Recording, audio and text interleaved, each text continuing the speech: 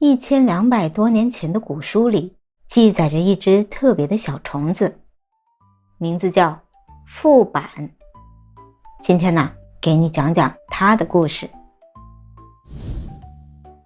这只小虫子长得挺有意思，它不像别的甲虫那样有着高高隆起的光滑的硬壳，腹板的背特别平坦，就像一张小巧圆润的桌子，而它那6条小短腿儿稳稳地抓着地，走起路来不紧不慢。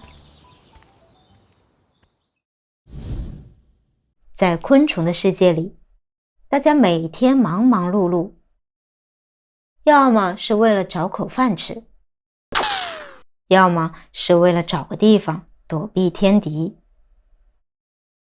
但腹板不一样，它有一个特别的爱好，只要是它看上的东西，它全都要背在自己那张平坦的背上。这是一个带着露水的清晨，腹板从一个地洞里爬了出来，开始了他一天的旅程。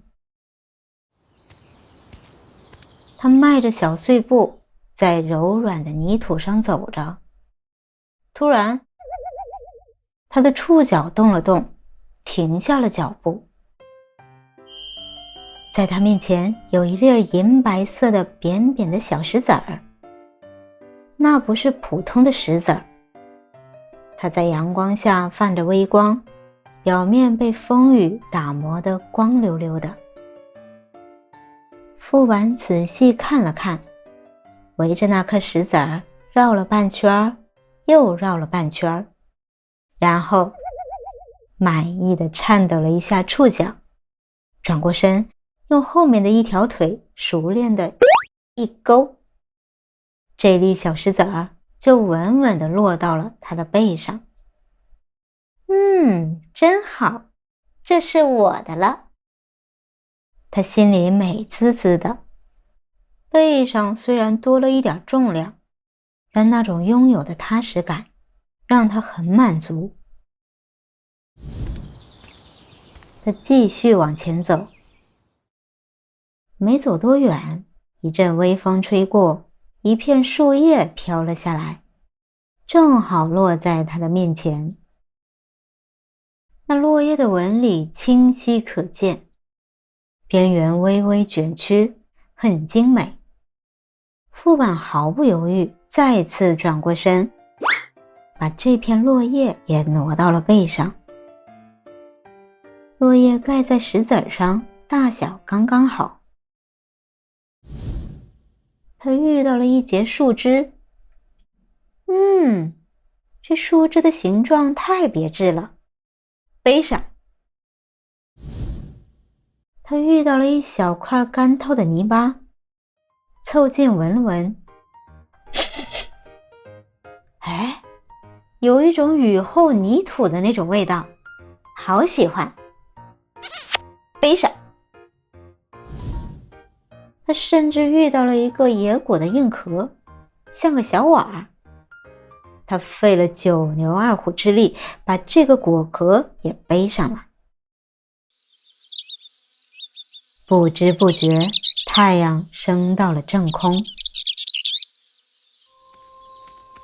林间小道上出现了一座彩色小山，在缓缓移动。小山底下是快要被压扁的腹板。他的步伐不再轻盈，小腿深深陷进了泥土里，每走一步都要停下来大口喘气。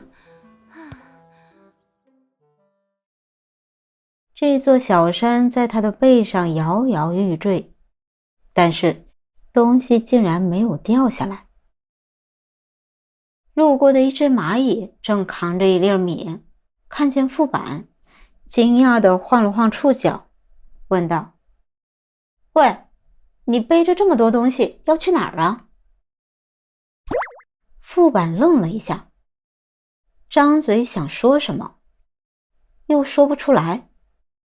其实他自己也不知道要把这些东西背到哪里去。他只是觉得，既然喜欢，那就背着吧。他没说话，触角茫然地晃了晃，又开始往前挪。不知不觉，黄昏降临了。副板来到了一株狗尾巴草面前。这株草对他来说，就像是一棵参天大树。哦，对了，这只副板呢，除了喜欢背东西，还特别喜欢往高处爬。虽然很累，但是看到奇高无比的狗尾巴草，副板又兴奋起来了。他决定爬上去。他抬起最前面的2只脚，开始往上挪，一点一点。副板的呼吸变得非常沉重，他的小短腿在草茎上微微打着颤。一阵晚风吹来，草茎轻轻晃动了一下。他的体力已经透支到了极限，他的触角无力地耷拉着。就在他即将爬到草茎中央，想要停下来歇一口气儿的那一瞬间，他的一只脚踩空了，身体猛地向后仰去，紧接着先是那个果壳像个帽子一样飞了出去，滚进草丛里，然后是干泥块落在地上，碎成了一小撮尘土。那节树枝打着转，插在了不远处的泥土上。那片落叶呢，飘啊飘啊，晚风把它带到了很远的地方。最后是那颗最开始捡到的石子儿，它掉在青苔上，弹了一下，不动了。副板和他的一山财富全都跌落了下去。万幸的是，下面是一片厚厚的青苔。副板没有受伤，只是6只脚朝天，摔得有些发懵。晚风吹过树叶，他静静地躺在那里，看着头顶的天空。过了好一会儿，副板动了动腿儿，慢慢地翻过身来。他试着往前走了一步，突然愣住了。呀，身体怎么这么轻？轻的好像能飞起来呢。